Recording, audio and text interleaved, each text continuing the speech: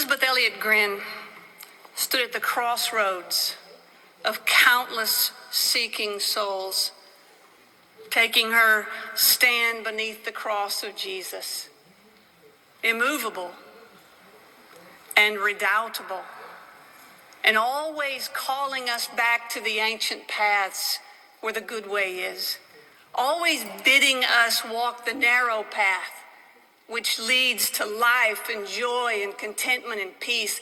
And she warned us about walking the wide path. She said it was smooth by millions of feet. She was always calling us to the cross, always pointing us to the path of the cross. Elizabeth once wrote, "In the message of the cross, I saw that the chance to die, to be crucified with Christ, wasn't a morbid thing, but the very gateway to life." And of course, one has only to read the poetry of Amy Carmichael, whom she called her first spiritual mother, to see from whence came her influence, her deep conviction, and what she called a captivating wonder of Calvary.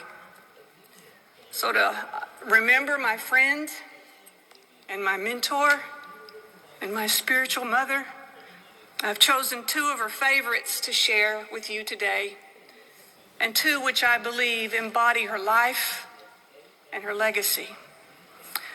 The first is written from the viewpoint of Jesus to his followers. "Hast thou no scar, no hidden scar, on foot or side or hand? Yet I hear thee sung as mighty in the land. I hear them hail thy bright ascendant star. Hast thou no scar? Hast thou no wound? Yet I was wounded by the archers spent, leaned me against the tree to die, and rent by ravening beasts that compassed me, I swooned. Hast thou no wound? No wound? No scar? But as the master must the servant be, and pierced are the feet that follow me. But thine are whole. Can ye have followed far, who has no wound nor scar?" And flame of God, which I quote in part, "From prayer that asks that I may be sheltered from winds that beat on thee, from faltering when I should aspire, from fearing when I should climb higher, from silken self, O Captain free, thy soldier who would follow thee, from subtle love of softening things, easy choices, weakenings.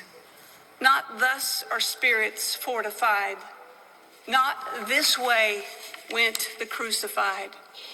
From all that dims thy Calvary, O Lamb of God, deliver me."